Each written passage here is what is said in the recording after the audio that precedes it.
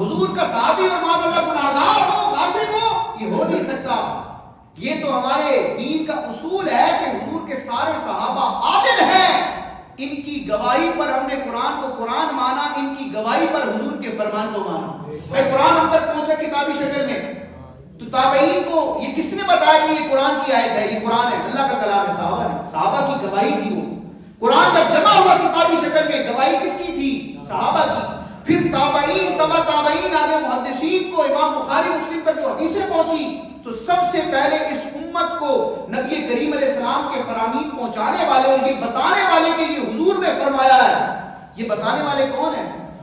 صحابہ کرام۔ تو ہمارے دین کا جو معیار ہے قرآن اور حدیث، اس کو ہم تک پہنچانے والے، اس کی گواہ یہ صحابہ کرام ہیں۔ لہذا امت کے علماء نے یہ متفقہ اصول دیا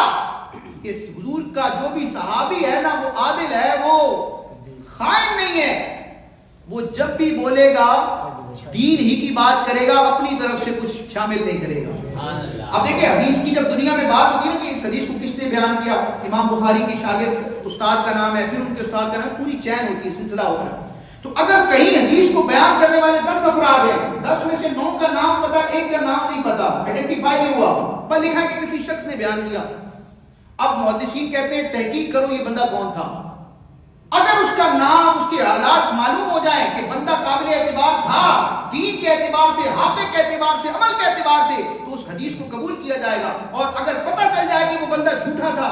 اس کا کردار صحیح نہیں تھا، اس کا حافظہ کمزور تھا، اس حدیث کی سند پر پھر کلام ہوتا ہے، اور کئی صورتوں میں پھر حدیث کو لیا ہی نہیں جاتا،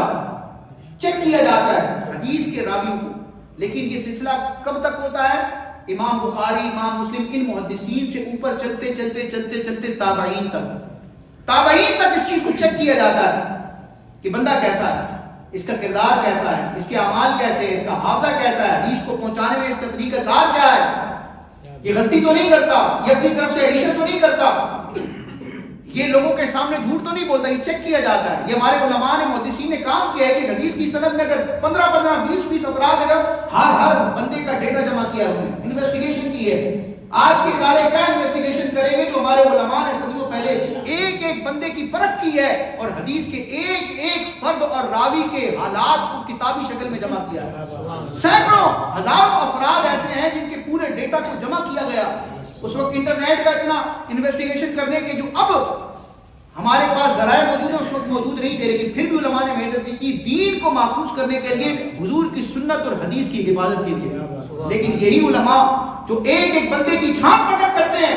یہی سارے محدثین امت کے یک زبان کہتے ہیں کہ حدیث کی سند میں اگر حضور کا کوئی صحابی آ جائے،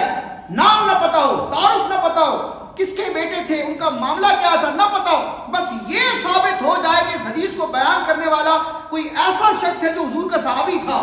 نام نہ بھی ذکر کیا جائے، اس کا صحابی ہونا ثابت ہو گیا، آنکھیں بند کر کے اس کو حدیث رسول مان لیں گے۔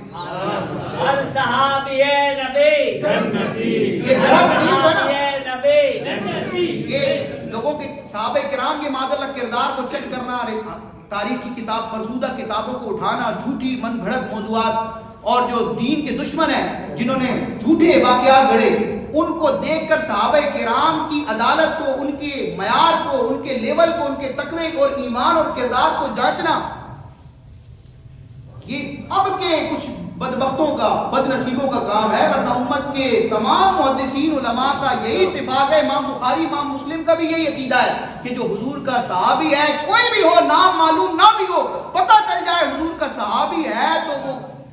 عادل ہے، وہ قابل اعتبار ہے، وہ جب بھی کہے گا دین کی درست بات کرے گا۔ آنکھیں بند کر کے مان لو، جب اس صحابی نے کہہ دیا کہ میرے محبوب نے یہ فرمایا ہے، میرے محبوب نے یہ کیا ہے، یہ مقام ہے۔